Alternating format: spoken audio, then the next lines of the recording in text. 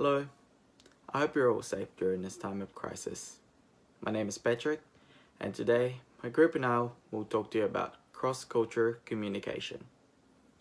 Topics we will tackle are stereotypes in cross-culture communication, domains of culture, different perspectives between two cultures, and significance of cross-culture communication in international business negotiation. I will now hand you over to my group mates Zora, Jack, Yan, Lewis, and Rendelle to elaborate on all of these points that I have just mentioned. Thank you. Hi everyone, this is Zora. Let's move to stereotypes in cross-cultural communication. In this part, I will talk about what is stereotype and disadvantages of stereotype and how to overcome these disadvantages in our daily life. In social psychology, a stereotype is an overgeneralized belief about a particular category of people. It is an expectation that people might have about every person of a particular group. The type of expectation can vary. It can be, for example, an expectation about the group's personality, preferences, or ability. And what is the disadvantages of stereotypes? One of the disadvantages of stereotype is to exaggerate group differences and ignore individual differences. The extreme form is that groups are totally different and individuals within groups are completely equal. For example, Italian men must be romantic and have a lovely singing voice. The Japanese are rigorous and meticulous. Serious disadvantages of stereotype is it has a close connection with ethnocentrism. Focus on the group to which the individual belongs, praise the group the individual belongs, and discriminate against other groups. Stereotype, prejudice, and discrimination constitute the opposition between groups. In order to overcome these disadvantages, there are some ways for us to do. First, be aware of the differences between individuals and groups. Second, have as many views and opinions as possible when dealing with things. Third, stick to your position and reject prejudice. Last but not least, pay attention to the differences of appraisal and description. Thank you. Good afternoon, everyone. My name is Jack. Today I'm going to be talking about some different perspectives and interpretation for the same object among different cultures. Before I get started, let me ask you a quick small question. Have you ever experienced anything that two different cultures have completely different perspectives? Well, let's have a look at two examples. The first example is for time. Culture A thinks time is money, while culture B thinks time is just a natural event. Culture A thinks don't waste my time, while culture B thinks time is renewable. Meantime, culture A thinks time can be ignored, while culture B thinks everyone needs to be strict on time. And culture A thinks time is more important, while culture B thinks people should slow down and actually enjoy their life. Here's another example. Views of different communication ways. Culture A thinks, well, people need to be direct in approach, while culture B thinks people need to be indirect in approach. Well, being direct is rude. Culture A thinks come to the point quickly, while culture B thinks communication is unhurried. Culture A thinks quick response is expected during the communication, while culture B thinks like no rush, things happen the way they do. Well, what are the main causes between this? Let's dig into that. Well, there are two distinct domains. One is an objective domain. This can be caused by infrastructure and technology. And the other one is subjective domain. These are the values, behavioral norms, and religion attitudes. Well, what exactly is in infrastructure and technology include? Well, difference in basic infrastructure and technology can cause basic difference in views. For example, some culture has better infrastructure and can lead to faster response time to things, and vice versa. Technology background can also alter people's perception of time and values. And in the meantime, the value and behavioral norms and religion attitudes can also alter the way people think. For example, Habits, traditions, pass in generations. For example, if someone could say, I was told to do like that as a kid, so does my father and his father. I mean, some people can say my religion forces or expects me to behave so I don't see why you're behaving like that. And these are the main things I want to say. And next, I'm going to pass on to my teammate. Hello everyone, in this part I will introduce the significance of cross-cultural communication in international business negotiation. The problem of cross-cultural communication in international business is due to the different culture of countries without expansion. Different culture include different language, different value, and so on. In terms of language and culture, the usage of English varies from country to country. For example, when an American gives an opinion, if the answer is yes, American will think that yes means I agree with you. However, when the Japanese say yes, when someone make a suggestion, it means I hear you. This requires negotiators to constantly learn and understand the cultures of different countries in their daily work, especially try to understand the cultural background of the other side in the actual negotiation process and summarize and remember it. On the other hand, different value make the way of dealing with problems very different.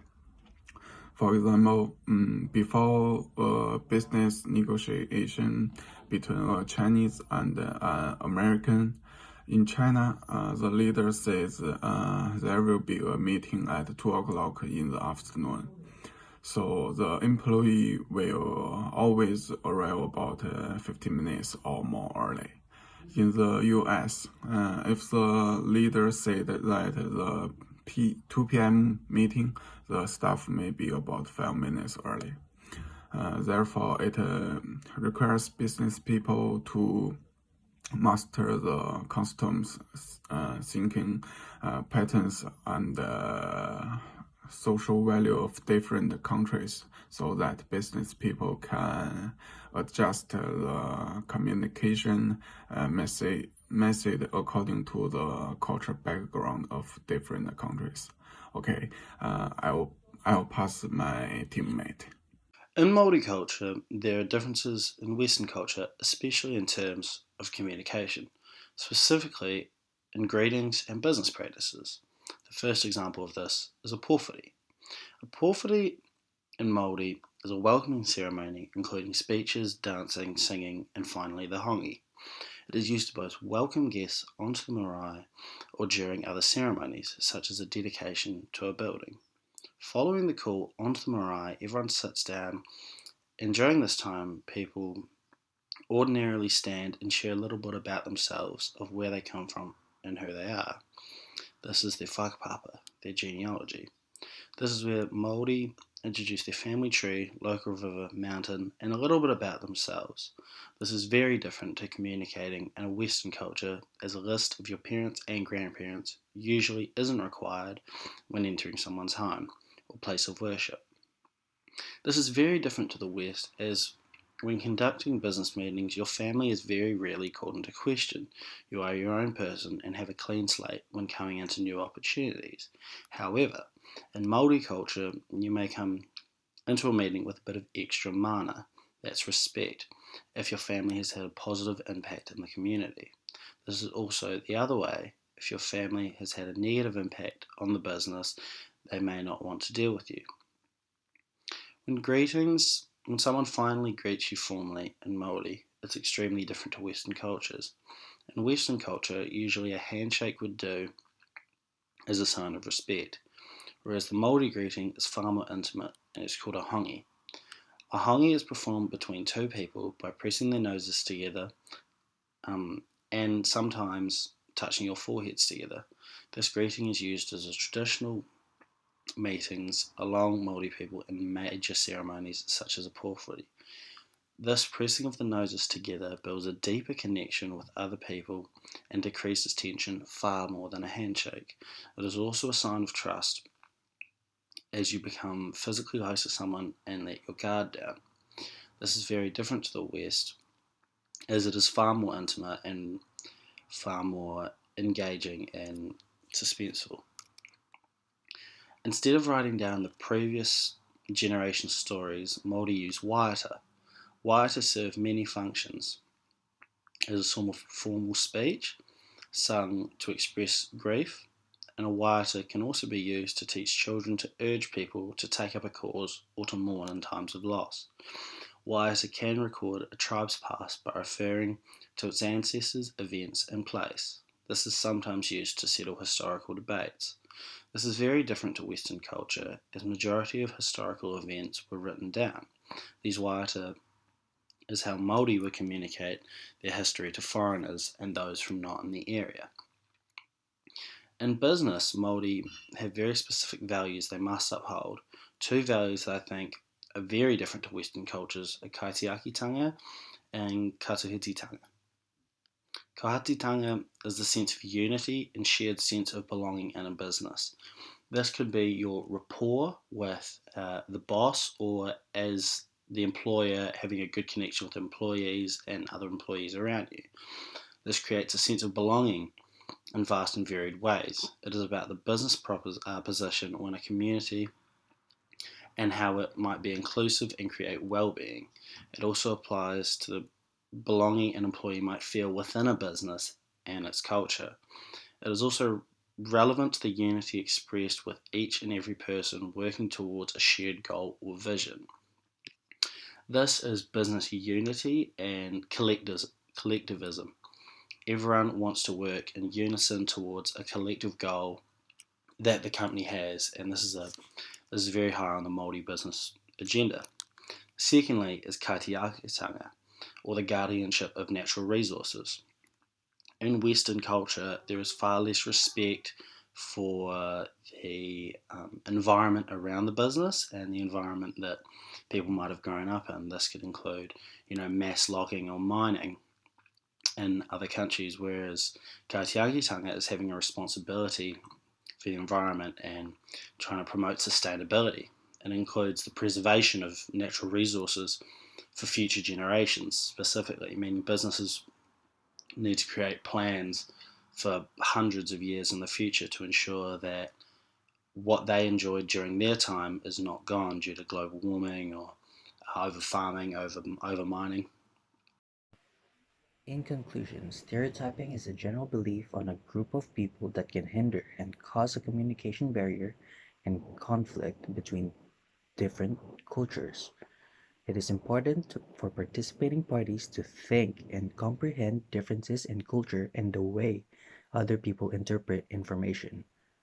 There are two domains: objective domain, such as technology, and subjective domain, such as values and attitude. Different cultures, languages, values, and upbringing bring significance in cross-cultural communication. Take-home thoughts.